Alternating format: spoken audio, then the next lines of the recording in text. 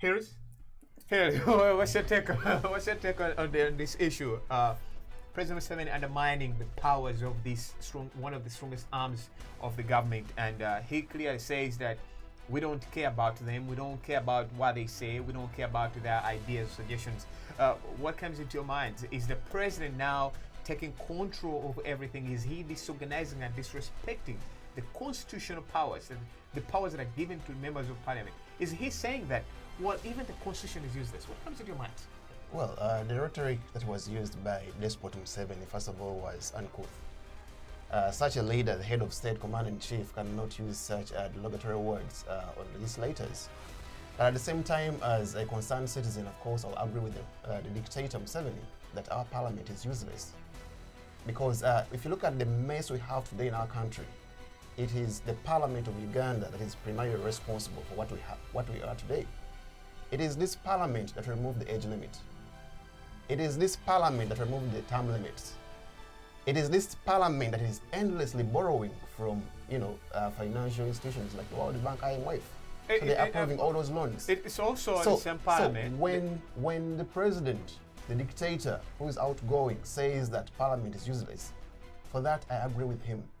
Because we have over, in the new parliament coming, over 528 MPs. They are just taking taxpayers' money. They are doing nothing. So here in America, they give ratings to congressmen and women. In Uganda, if you're giving ratings to them and ask them how many bills have been passed, even in the opposition itself, look at the people in opposition, ask them how many bills have they passed when they're in parliament. Of course, it's nothing. They're just caring about their, but and their families. You said here you said this parliament is useless. The same parliament where you members of parliament, representing the people organization or national platform, are going to participate in, and at the same time, you are most likely, according to different sources, going to support the lady who has come out clearly stating that she is the person responsible as to why the age limit was removed. Now you're basing on hearsay. Because I'm basing on facts. Hearsay. Because no, if you look at the literature we had in Ginger for the National Unity Platform, we have never passed a resolution. That's why I'm saying that is hearsay. There are chances that one of the candidates... So when you say there are chances, those are assumptions. They're not facts. The two are different.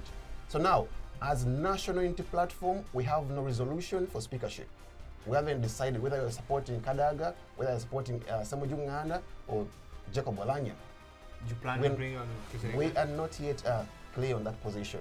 But with time, of course, the legislators we have in this coming parliament, they will decide and tell the nation that either we abstain from voting on the three candidates running, or we line behind one candidate and support them. So your question was about the parliament. The parliament, right. Our parliament is dysfunctional. It has done nothing. So look at the entire mess we have, because I've just told you about the national debt. So look at our economy, how it's growing, because these lawmakers, they cannot be silent. They cannot be sitting in their comfort zones when we have thousands of our comrades, young people, illegally incarcerated in prisons, and they're doing nothing.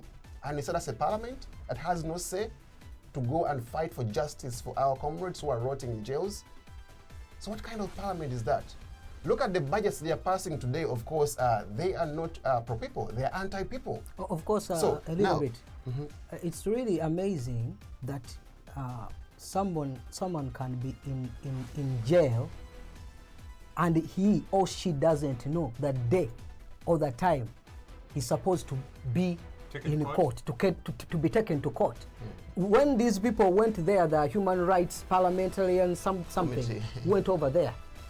This is what people told them, because even when these guys were in before the court martial, that guy who is he's a lawyer. The guy who is in charge of court martial, Guti, is a lawyer. He said, "You go back to jail, and no more coming to court." How can it? Can you imagine that? And a parliament for all that long, it's going even to a year. Half a year. Right, they are looking at these people inside the prisons. They have no even. Guys, hopes that they will see the judge any day, any time. All right. But the parliament is keeping quiet. All right, guys. So, if I can wrap up, yeah, we're gonna wrap up on this issue. because of my parliament, producers because are I minding. didn't finish on this point. Right. Now, you see, well, we were not saying that every legislator in this parliament is useless, but majority of our legislators are inept. They have done nothing to make sure that our leaves me a country question, moves and forward. here I'm gonna Now, keep it general. That leaves me with a question. No, your people or your friends vote for these candidates, and nothing happens. They don't vote for no, themselves. where is the problem coming in from? Because what we lack You, the today voters. in Uganda, it's not the voters. We don't have the balance of power. Because parliament is one arm of all the arms we have for the government. So we have the parliament, we have the judiciary, name it, the executive. So there is no balance of power in Uganda if you look at our political structure. Now, what do we have to do as a country if we want to move forward? We have to reduce the powers we're giving to the head of state. Sure. So it goes back to constitutional amendment to Which make you- sure that we which over fix time- the mess which over that is time- in our constitution. Which over time opposition No. has been against. They don't want so many amendments. That's how No, they fought against, nobody, the age limits, nobody fought is the term against. limits. Nobody in the opposition is against creating a balance of power in the constitution because we want our institutions to be independent. All right. So we don't want to get directives from the head of state, Despot Museveni, to pass bills or resolutions in parliament. All right. So we want these institutions to be independent and nobody should intervene on what they're doing. So because Despot Museveni is saying parliament is useless, he can easily manipulate the parliament. That's why he's calling it useless. All right.